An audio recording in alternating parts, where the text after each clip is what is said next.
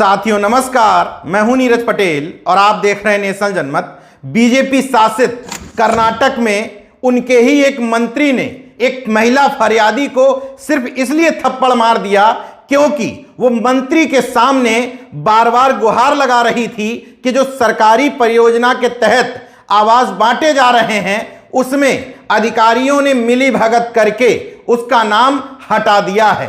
महिला मंत्री जी के सामने ही अपना अधिकार मांग रही थी, रो पीट रही थी, लेकिन मंत्री जी को इतना गुस्सा आया कि खुद उस महिला को थप्पड़ रसीद कर दिया।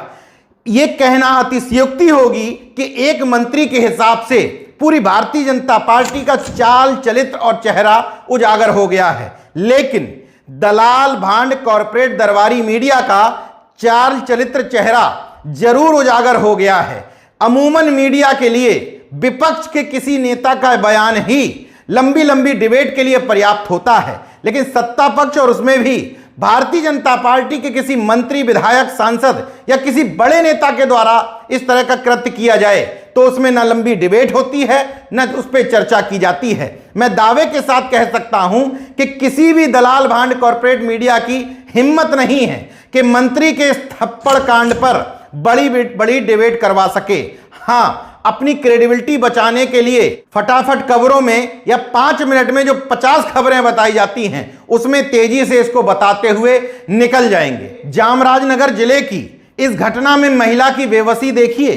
थप्पड़ खाने के बाद भी मंत्री जी के चरणों में पड़ी गिड़गिड़ा रही है, लेकिन इस लोकतंत्र के सहारे सत्ता में पहुंचने के बाद इन मंत्रियों महोदयों की इतनी अकड़ हो जाती है कि जनता को अपने पैरों की धूल समझते हैं। इन जैसे मंत्रियों में इतनी अकड़ और इतना घमंड कहां से आता है कि वो ये सोचते नहीं हैं कि इस थप्पड़ को मारने के बाद उनकी इमेज खराब होगी। उनको पता है कि पूरे देश में सिनेरियो बन चुका है कि अपने नेता के सामने लोग नतमस्तक रहते हैं। उनकी तमाम अच्छी बुरी कमियों को छुपाने के लिए सब लोगों ने अपने अपने अंधभक्त तैयार कर रखे हैं। जैसे ही कोई व्यक्ति उनकी गलत बात पर सवाल उठाएगा, अंधभक्त आकर के उसको डिफेंड करने लग जाते हैं। इसलिए विभिन्न पार्टियों के मंत्री विधायकों की जवाबदेही अपनी जनता, मतदाता और वोटर के प्रति ना होकर के आला कमान के प्रति हो गई है। दूसरा, उनको पता है कि मीडिया उनको उस तरीके से ट्रोल नहीं करेगी, ना ही इस घटना पर उनका इस्तीफा मांगेगी जिस तरीके से विपक्ष के किसी नेता के बयान पर इस्तीफा मांगा जाता है। राजेंद्र पाल गौतम जो दिल्ली सरकार में कैबिनेट मंत्री थे, उन्होंने कोई गलत बयानी नहीं की थी। उन्होंने वो 22 प्रतिज्ञाएं दोहराई थी जो भारत सरकार अपने द्वारा छपवाई हुई किताबों में छापता है कि बाबा साहब ने 1956 में बौद्ध धर्म की दीक्षा लेते हुए इन प्रतिज्ञाओं को दोहराया था।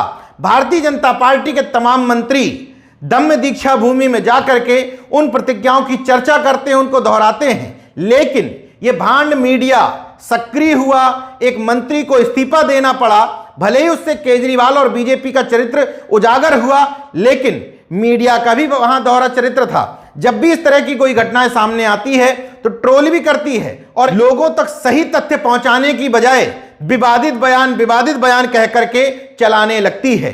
इसलिए ये मतदाता मजबूर हैं कि मांगना नेता से ही है।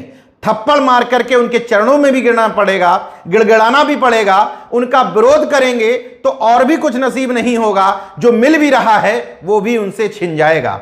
देखते रहिए नेशनल जनमत, जागरूक और सजग बने रहिए। जय विज्ञान, जय संविधान, कैसे कहूं जय लोकतंत्र। धन्यवाद।